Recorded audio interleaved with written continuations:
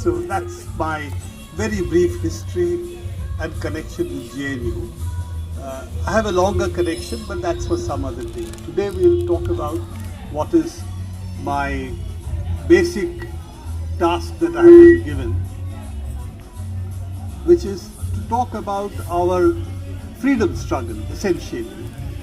What it meant for India when we wanted freedom, when we had freedom, and where are we today, particularly with respect to what the freedom movement wanted and what we thought we would achieve.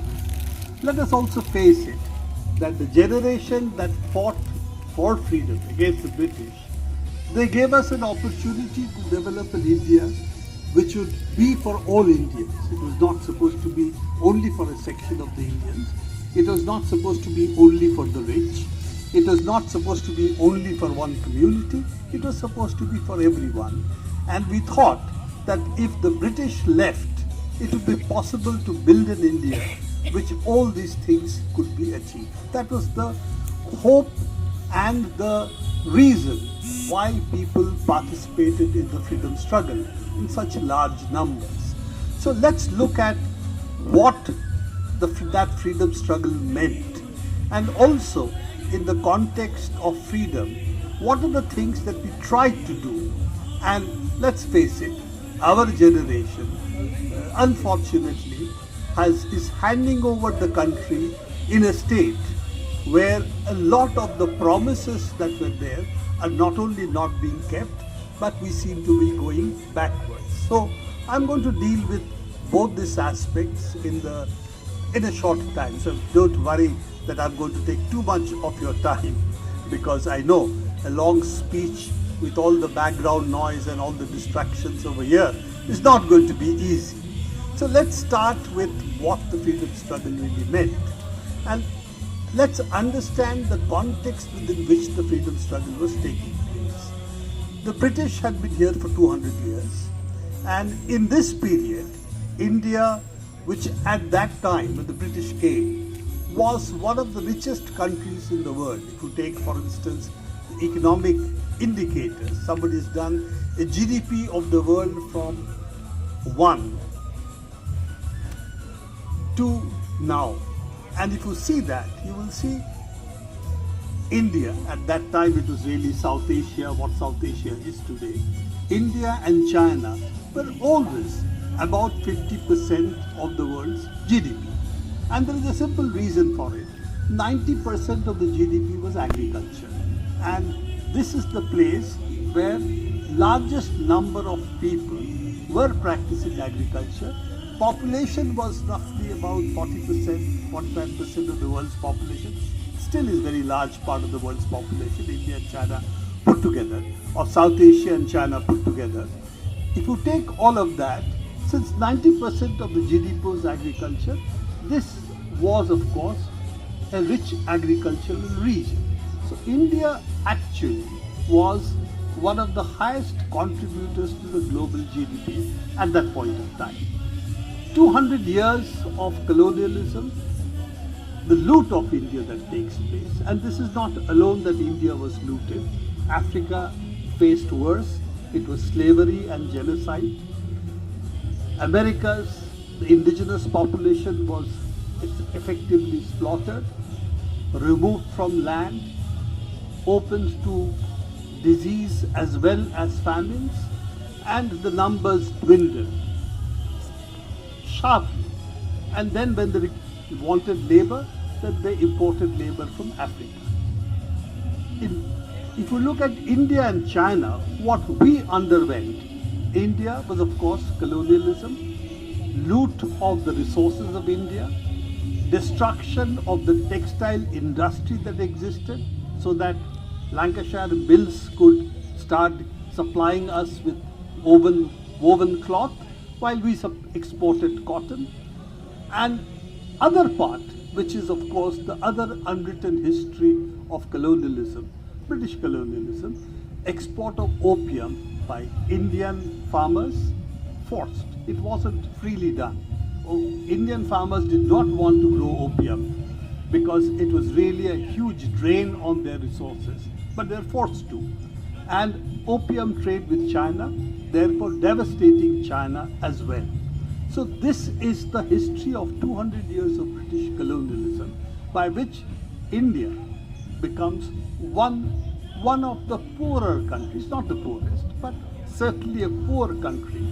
And there is a small section of Indian rich, which is of course the landed section, feudal sections, who are rich, who aligned with the British, and a small section of Indian capital, who also had grown rich, but that's a very small section. If you take the average income or the average life expectancy of the people, it was extremely low. Just to talk about life expectancy, at the time of independence, 47, 48, if you take the life expectancy, it was about 30 years, 30, 31 years was the life expectancy of Indians. And 90% of the people were illiterate. So that was the India that the British left with. And what was their intention when they left? That they knew they could not continue. We must understand one of the unwritten parts of British Empire, which is not explicitly written, but known, is that the British Empire was really run with Indian army. That the British army was a very small part. The Britishers were a small part of the British army. The colonial British army was Nepalese, there was Indians, and of course later India, Pakistan, Bangladesh are all splits. But at that time, India, the subcontinent, supplied the bulk of the British army. So even the First World War and the Second World War, the major battles that so-called British army fought was really fought by Indian soldiers. This is true for the French as well. The Foreign Legion is the one who participates in colonial wars. So this is also something that we have to understand, that this empire was not only built on Indian loot, it was also built on Indian opium to enslave China, of course. Also, Indian capital did not make money out of it. The Tatars, as you know, were in opium trade. So were other British Bombay-based industrialists, who later become industrialists, including Tata. But also the Malwa region, which is where a lot of the Birla, Sahu Jains, etc. come from, again was opium trade. So this is the base, this section is the one who allied with the British at that point of time. And with the British army, this is what the British Empire consisted of. In fact, it was the really naval mutiny which makes it very clear to the British that this could not continue, because the British army could no longer be counted on to really run its colonial empire, particularly in India. So that's why this is finally what convinced the British that they had to make a deal with Indian bourgeoisie to see how to continue their exploitation. But in a large measure, they knew they had to leave India. So, but what was the Indian national movement? How did it perceive all of this? Indian national movement was very clear. The British had to go. But what did we want in return? So if you take large section of the movements that came in for the national movement, they were very clear that an independent India has to basically work for the poor people of the country, who were the largest sections. It had to work for the peasantry of the country. And that meant India had to develop, because it was very clear, India by the continuous exploitation of 200 years, in which it had become a market for finished goods, industrial goods, textiles, and had become a raw material supplier to the world, particularly to British colonial empire, that had to go, and in the place of that, India would have to industrialize, India would have to increase its production, it had to produce per capita much more than what it was doing. Only then you could actually get people out of poverty. And we had to give education to the people, that it was necessary that Indian people, who at that time were largely illiterate, had to be educated. Therefore, we had to expand education and we had to expand health services. Why health services? For the simple reason, life expectancy of 30 years. At that time, the life expectancy, for instance, in England was something like 65, 66 years. So that is if that goal had to be met, what are the things that we needed? And here is the issue that comes up, what we are finding today as well, is that fundamentally we have to plan how to develop. Plan development was fundamental to how India could build what it wanted, which is industry, its agriculture, and also provide health and education to its people. These are the basic demands that the national movement also had, that if British goes, that's fine, but what do we do in turn? So this is why in 1937, a planning committee was set up, which later on becomes a planning commission. It was set up when Subhash Chandra Bose was the president of the Indian National Congress. Nehru was the chairman of the planning committee which was set up. And after independence, actually, this is the one which converts itself into the Indian Planning Commission. The planning made it very clear that a large part of our future would depend on building first industry. If we had to build industry, you might be shocked to know at the time the electricity production in independent India, when it became independent, was hardly something like 1500 to 2000 megawatts. You can see what our installed capacity is today. Phones were there in some of the metropolitan towns and some of the district towns, some major towns, but the total number of connections was probably something like 2 lakhs. So what we had, that was the base. So it was very clear that we would need electricity. How do we get electricity? We'll have to investigate. And of course, telecommunication, etc. So the plan said that this should be done by the government. The state, the Indian state, had to take on the responsibility of first infrastructure, roads, railways, telecommunication, electricity. This is what it had to do. And education and health. These were the 3 things that the Indian government set itself up. And when it therefore thought of the future, it thought of the future in which everybody had to benefit from independence. It could not be something which would be only of benefit to a few people. So this was the vision which the Planning Commission was really set up. And along with it, the Constitution, which of course, as you know, Ambedkar had a very key role in doing it. People may not realize that Ambedkar may have had differences with the communists, but he considered himself a socialist. So that's why socialism is also something that he was very clear about. So it also, therefore, when you look at the Indian Constitution, it also, in fact, when Ambedkar talks about it, he also says that if freedom means only a freedom to exploit others, that is something which is not going to be successful. It's economic equality is as important as social and other equalities.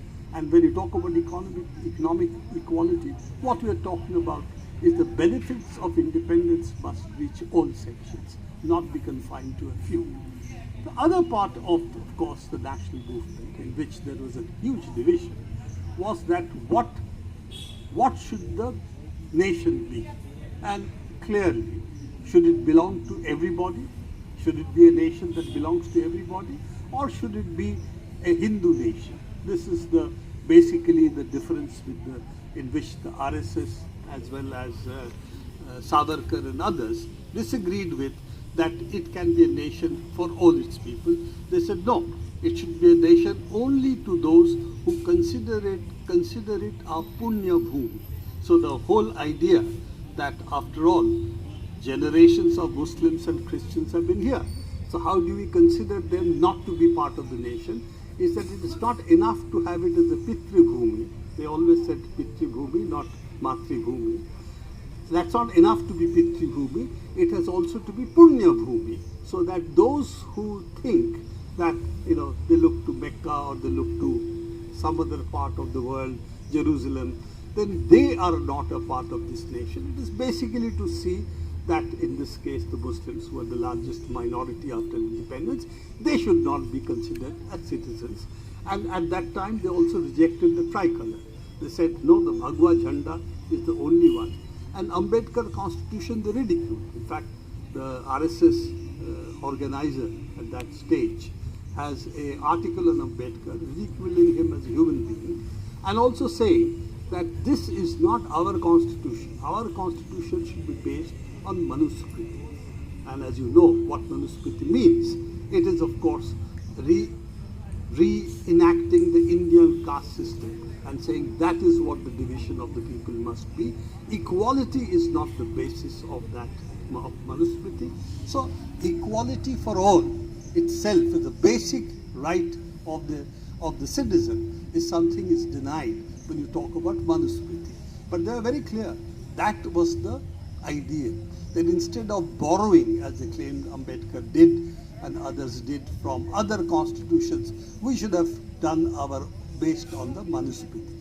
Now it's a very interesting thing that when you look at the Constitution of India or the vision of India, you must also understand that the European nationalism shared something which is common with what Savarkar was saying.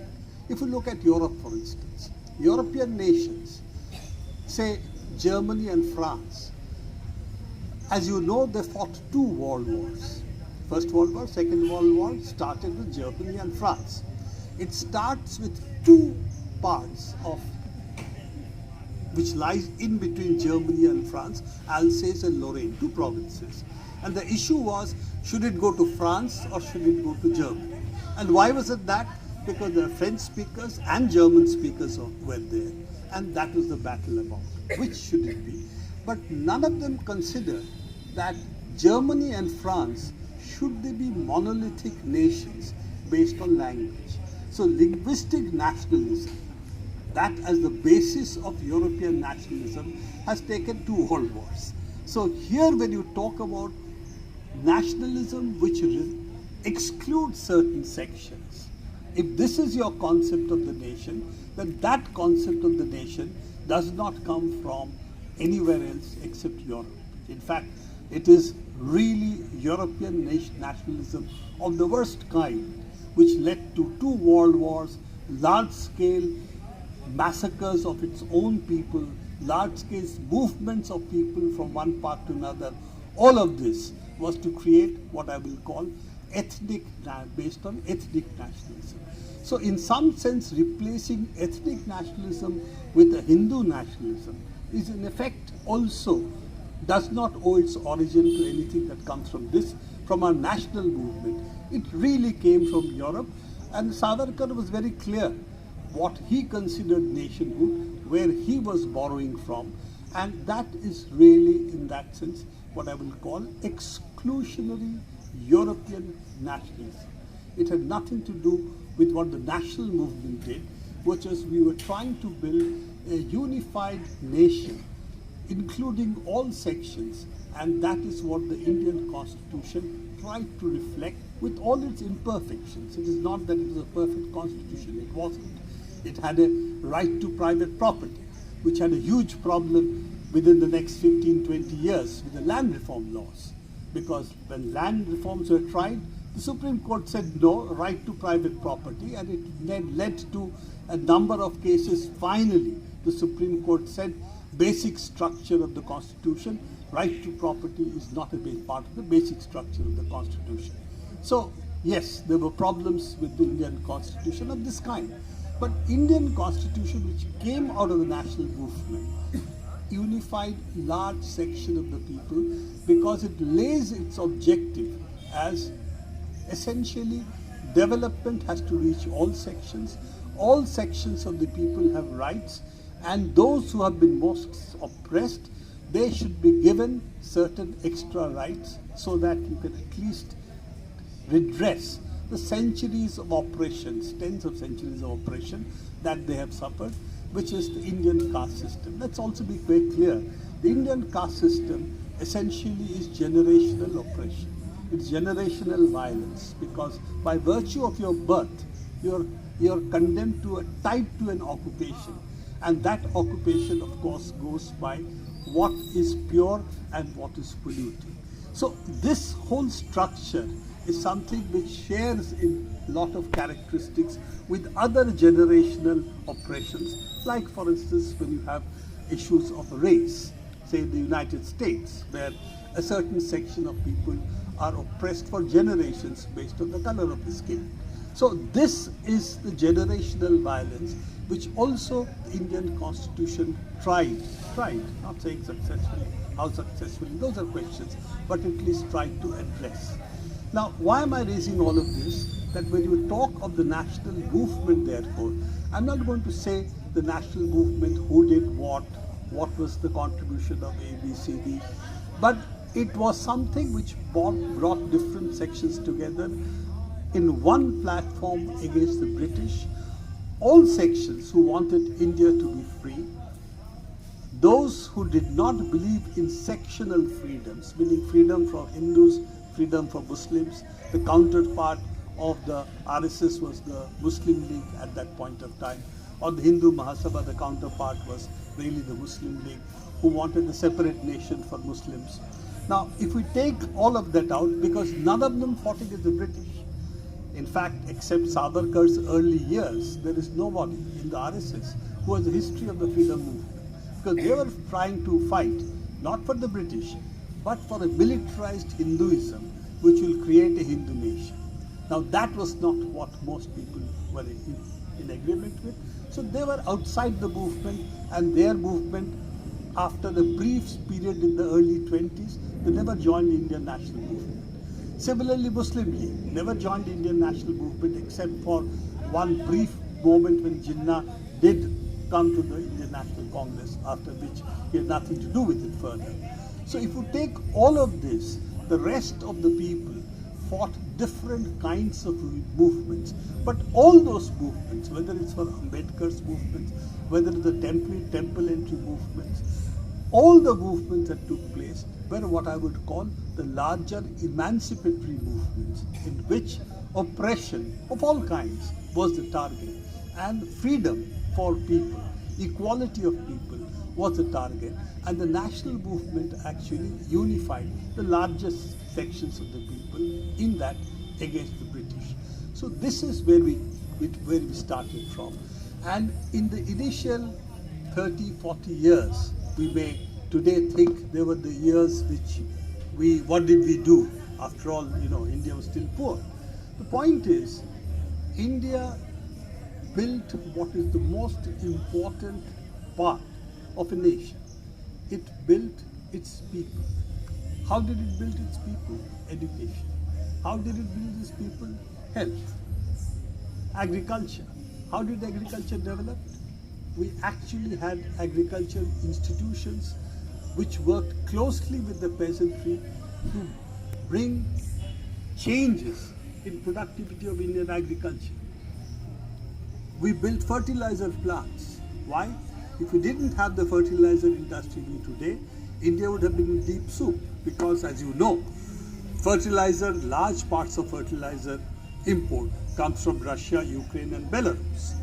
These are the three which have been badly affected in terms of sanctions, and a lot of it took place through the seas, which is where now ports, the southern part of Ukraine, and are the ones which is affected.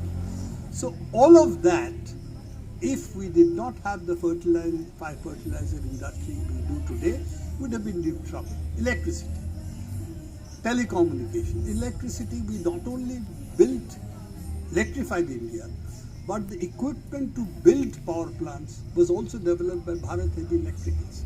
Now, what did that mean? It meant we had to train people. I remember, this is something that really is a part of my working life, that I used to meet old engineers in the electricity industry. I worked in the electricity industry for a very long time after my JNU. So they told me that in 50s, India, and in fact Nehru was perhaps to some extent the driver of that, we sent about 60 engineers to Tennessee Valley Authority to learn how to run power plants. We didn't know how to run power plants. The British had a few power plants which are run largely by the British and some Indians, but the technical know-how was not with the Indians. So the first task was how to run power plant, how to build power plants, even if the equipment is now not ours, how can you build it, how can you run the power industry. We did the same thing with steel. Then the next step that we did is, well, it's not enough to have power plants. We have to have power generating equipment. How do we do it? How the Bharat Heavy Electricals that you know came out of Heavy Engineering Corporation and the Trichy Boiler Factory. Both these were built with foreign help. The Western countries refused, so we went to Czechoslovakia for boilers, and to Russia for boilers, and Russia for turbines. When we wanted to develop oil industry, again, no help from the West. So we went to Romania, who had a lot of experience in oil exploration, and we took their help. So when we talk about industrial development in India, the first thing is to build the human resources, people. Because if you don't have people, you can't run these industries. And if you want to build the industry, you must have people who can design things for you. Therefore, you need to have an engineering manpower, human power, which understands what is to be done and how these industries, the engineering industry, has to be developed. So all of this was built, and of course we had the institutions, IITs, we had the Indian Institute of Science, we of course had various medical institutions which were built at that stage. So the first 20, 25, 30 years really of the nation is building human resources. You cannot industrialize without having people. So India's major task at that stage was to build human resources, and of course the basic foundations of the industry, the heavy industries. We also built telecom. In fact, I'm not going into those details today, but this was the vision that this development will help take the fruits of this development to all its people, and this division between the rich and the poor will reduce. Not the rich will not be there, but the division will not be so large, and large section of the people then will come out of poverty. So this is what is called self-reliance. When people talk about self-reliance and how it set us back, the question is, without that, India would still have been a much poorer country and would have also not have the ability to even develop its human power to do what we are now doing, the so-called tech industry, which is software, etc. It comes from basically the university industry structure that was built in the 40 years after independence, from till about 90. 80s onwards, of course, we have a problem that the older method of self-reliance, which is we try to do everything ourselves, was becoming a problem. Was becoming a problem mainly because there's feedback, right? There's some feedback. Or is it okay? Okay. That was becoming a problem because lot more goods have to be produced, and for a single country, even a continental-sized economy, it is difficult. Even if you take today the United States, of course, doesn't produce all that much, but any industry you take in the world, it's very difficult for it to be only restricted to one or two countries, because the complexity of the industry has grown. Now, what that step, which for instance China also takes, opening its markets partially, India also takes. The difference is we offer everything to big capital and foreign capital, and we say, come, whatever you want to do, you can do. We'll give you land free or at cheap rates. Our labor will take away their labor rights, and whatever you want to do, you can do here. So you no need to do that. You have to pass technology here. You can set up your plants. You don't have to transfer technology. So the whole development of people and the industry, and also the fact that it should be for the benefit of the larger sections of the people, are given up. Essentially with the idea now that India has got over that stage, and people will see what they need and so on. But what we need to set is capital should be free so that they can develop, and if capital develops, India will develop. And the last, from 1990 to today, the same policies have continued.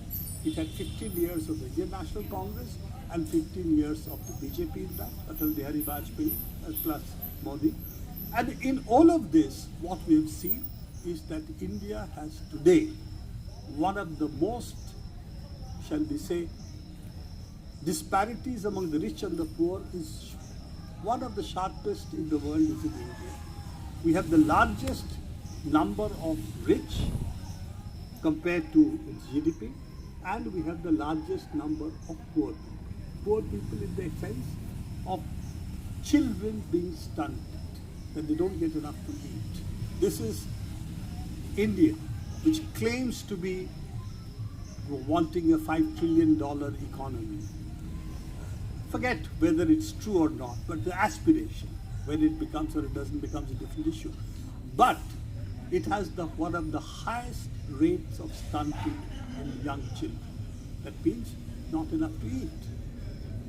So this, if we take in terms of education, one of the largest sections of people, poor people who don't have access to proper education, numbers are in India. If you take the levels of poverty, the largest number of poor people is again in India. In fact, malnutrition is worse in India than what is conventionally held to be sub-Saharan Africa, who are passing through famines and they are passing through wars. Why is it so? Because food is there. After all, we know for the last 5 years we have been seeing every year how much surplus food is there in the FCI godowns. But yet people don't have enough to eat. Now this was possible at a time when you did not produce enough. We did not have enough food. We could understand that. But today, when you have food in your godowns and yet people are hungry, what does it mean? Because what you are taking care of is that the section of the rich, if you cater to them, then you believe that India's development will automatically follow. It's never happened and it's not happening in front of our eyes. But why is this there? Because if you see the ideology that has come into power today, particularly with the BJP and the RSS, from 1947 onwards, they have argued planning is socialism. We oppose socialism, we want capitalism. They're very clear that any plan is socialism. That's why when Modi comes in power in 2014, the planning commission is abolished. It becomes a vacuous body which doesn't do anything except create how the government should report itself internationally so its rankings can improve on various counts. So basically, how to write good report cards so that you can claim to be various things, but you don't have to do them in practice. So this is one part of it. They also had an ideology which basically said that it should be, I kid you not, I was with them during emergency in jail. So we had a lot of heart-to-heart talks, how they conceive of the world. So their world is very clear. Their strategic vision, 47 onwards, was Hindus, Christians and Jews against Muslims and communists. Very simple worldview. Imperialism wasn't there. British, American imperialism, wars, none of this figured. Their world was very simple. It's an identity, Muslims versus Hindus, Christians will be on our side because they are fighting Muslims and they are fighting communists. So we are anti-communist. They were very clearly, strongly anti-communist. And they believe that planning is essentially a socialist trick. So planning is to be opposed. What we should do? We should support Indian capital. Doesn't matter what they do. Give money, state supports Indian capital, they will develop India, and the poor will develop because Indian capital will become rich. It will trickle down to the bottom. As you know, wealth does not trickle down. In fact, what we see is concentration of wealth. The rich become richer. And if you don't intervene, the state does not intervene, through the market, so-called market, the rich always gain because monopolies form. When you get monopoly power, obviously that can be exercised against people. What is the solution for that? Organize. How do you organize? Unions. So what is the attack? Attack the unions. Labor laws have been weakened consistently, particularly in the various BJP state governments, now by the central government, so that the bargaining power of the working class is taken away from them. So all of this, if we want to see, and I know that I was supposed to talk about the national movement and the history of the national movement. I'm not going into that in too much details because I think what you need to understand today is what the national movement wanted, what was the aspiration of the national movement, and how it did at least in the first 30, 40 years. That was the mandate with which it had moved, in spite of all the differences that may have remained amongst the various sections of the political forces. That was the broad thrust which united a lot of the people, and that it was an attempt to redress generational oppression that existed in India in the nature of the caste system, and also promised to its citizens various freedoms which came out of the national movement. That what the British had denied us, a free India should not deny us. The right to speak, the right to organize, the right to fight for our rights. And the courts were supposed to protect that.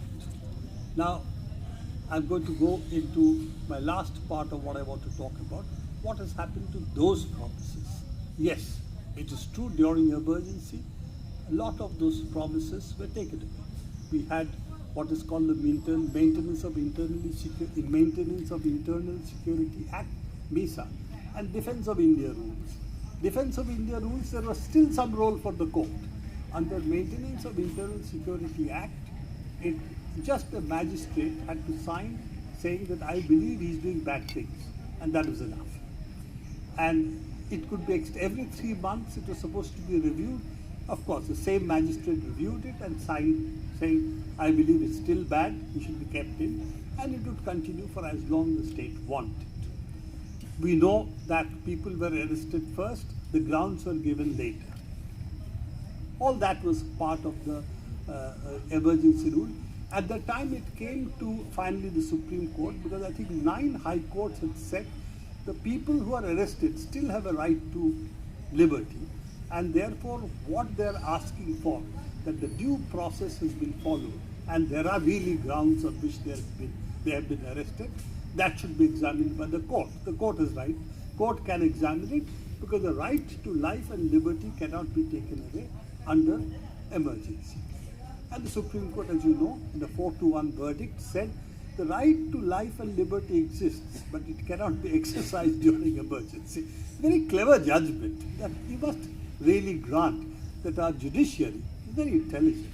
You know, it can take away your rights by but saying, no, we're not taking away your right. We're just saying that, the right cannot be exercised. So that was the famous judgment with the 4-1 verdict, where Justice Khanna was the only one who disagreed, which said we have the right to life and liberty, life included, but it cannot be exercised. It is not justice. I cannot go to the court for exercising it. So I have it, but I can't use it. So, of course, we have now the famous Khanvilkar judgment, both on UPA as well as in PMLA, which says we have to prove our innocence effectively if we want to get free. Now, something, that proving that you are not guilty means that you have not done something. That is very difficult, because proving a negative is very difficult. Proving that I have done something is possible, but proving that I have not done something is very difficult. Just like Saddam Hussein was said, show us that you don't have a nuclear weapon. Now, how can the man show if he doesn't have one? Okay, what can he show? Absence is not proof of anything. So this is the Khanwilkar judgment. We have to prove that we are innocent, even if we do not know what the charge is. I mean, it's really a judgment which is probably will go down in history as bad as a judgment which is passed during emergency. But that's what we have. So yes, we have certain similarities of what happened during the emergency and now, but there's one significant difference, which is that there it was the exercise of the power of the state, and on the ground, the kind of divisions that we see now did not really exist. That most of the Indian people did not fight against each other. What we have today is a division trying to divide the people, hatred against a certain section. And Savarkar is very clear, the British will go one day. So we need to energize the Hindu community, we need an internal enemy. And who is the internal enemy? I don't think we need to answer that question. Okay? So if you see that what is Modi or the RSS game plan is very clear. Organize the people on basis of divisive slogans. So the social issues will not be health, education, our well-being, are we getting enough to eat, is development benefiting us, or is it benefiting only Adanis, Ambanis, Birlas, Tatas? That would not be the question.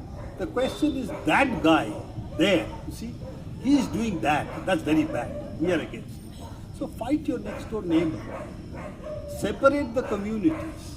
You know, one of the things I saw that happened in Gujarat over a long period is that small riots used to take place. I mean, whenever I used to go to Ahmedabad or Baroda, I would see some riots in some part of the city, small. But what it did is separate the communities. They don't live next to each other anymore. They live in separate areas. And the consequence of that is when you don't know, the communities don't meet, the communities have no links or very low, very weak links, then it's very easy to rouse hatred against each other.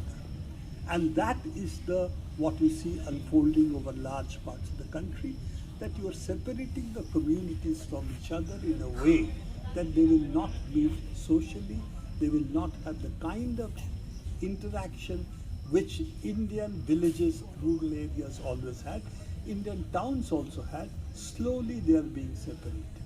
And that is the most dangerous part, because when you don't know people, when you don't meet them socially, then to create hatred amongst each other is relatively easier. Why is it being done?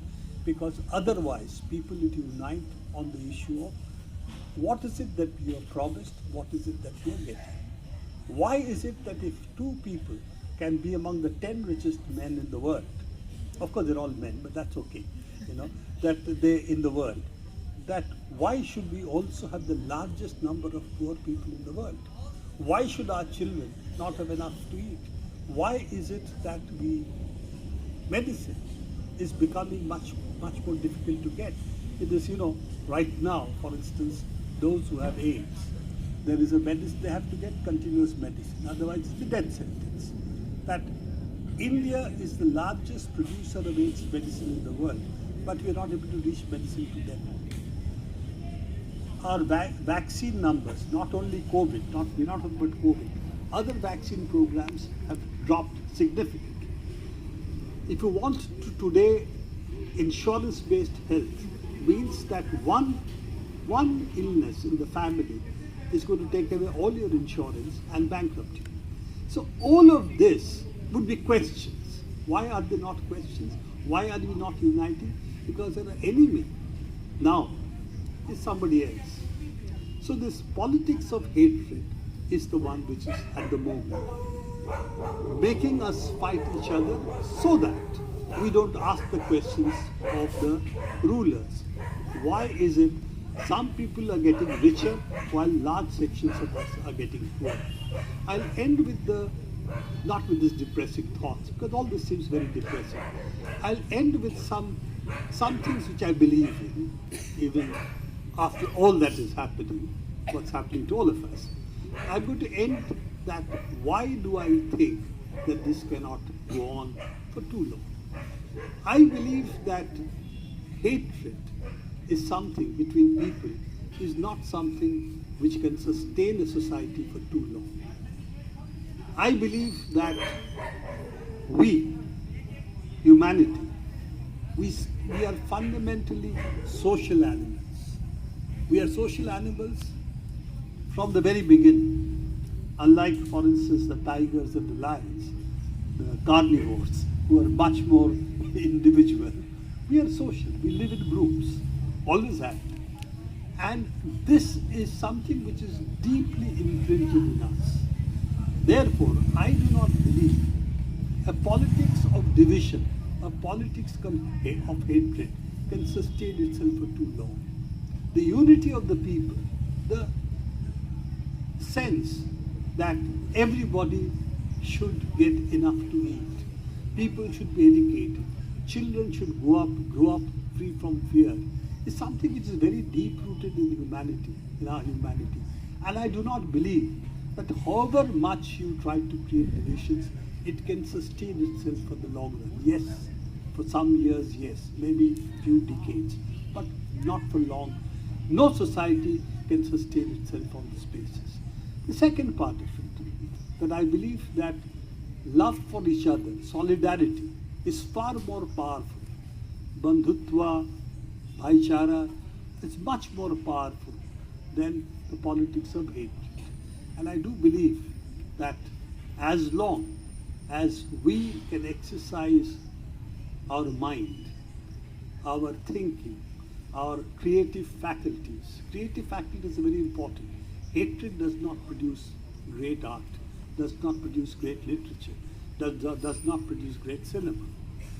It can only produce Kangana Ranauts. So therefore, the sterility of hatred against the creativity for love of humanity is something I believe is going to work. That hatred cannot survive for too long. Yes, maybe half a generation, yes.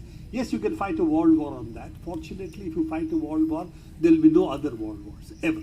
That you will see the destruction of human civilization. So hopefully that will never take place. So this cannot sustain itself for too long. And finally, because you're all young students, that essentially creativity and humor is what will conquer over hatred. Will it conquer it today? No. It's a long fight. It's a long fight, so let's not kid ourselves that this is going to be something that we are going to win very easily. But I do believe that creativity, love for each other, solidarity will certainly defeat in the long run. Of course, in the long run, I may be dead, but not you guys. Okay, I don't have that much time. So I'm going to end with this, that yes, we have to fight.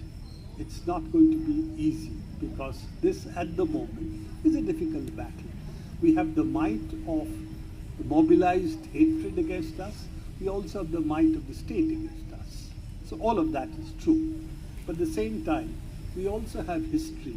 Of course, history means people on our side, meaning that the aspirations of the people for life, for the future of their children, all of that is the force with which we have to bring together society in a way that we can defeat the politics of hatred that we see against us. This is what we should remember 75 years of independence, because let's not forget, when India became independent, we had communal riots on a scale we have never seen in India, never seen in the world, in fact. The largest number of people who were killed in fratricidal battles in India and Pakistan is something which the world did not see that easily anywhere. In spite of that, India was able to overcome the communal divisions that existed to build an India in which every sections of the Indian people felt that their aspirations would be met, even if it was not being met immediately. They all felt a part of the nation. That is a huge victory, that you could defeat in spite of the partition and the partition rights. You could hold India together, and you could try to build a nation which would march towards a certain progress, which we did make, at least in terms of health, education, fulfill a lot of the aspirations that the Indian national movement had. Yes, we failed on lots of counts, but let's not also forget the huge victory that we won, that we did not let India become what other part of India did become, Pakistan. They wanted a state based on religious identity, not religion, religious identity. And they could not sustain themselves, and it split in 1971. So we avoided all of that. But the fissures that are being produced today on the basis of hatred at the moment, this has long-term damage for the Indian nation, because this cannot bring all the communities together. It may start with Hindu versus Muslims. Let's lord over the Muslims, which is what a section of the Indian society seems to want. But it will also mean fissures of other kinds, language, identities of different kinds. And I think that is the way to what the Europe fought 200 years of nationalist wars, which is really trying to create ethnic nations. And ethnic nations, as you can see, even today, in what is called United Kingdom, as Ireland, Scotland and England, and they're still trying to sort that problem out. So this is not the way a modern nation can be formed. It cannot be formed on the basis of identities. Therefore, I'm going to say that I leave this future to all of you. As I said, we have tried to be fair to us, we have failed. Okay. We are leaving India much more divided than we got. I'm not going to take all of the blame, just because it's my generation which must be blamed for this. We tried. I think we have to leave it to you that yes, that what kind of future we want, in which, again, the emancipatory future of all people, caste, rich, poor, class, and of course communities, all of that, an India which belongs to everybody equally, and therefore to see that all sections of the people must benefit from the nation, and not just a handful of people as we see today. I'm going to end with this.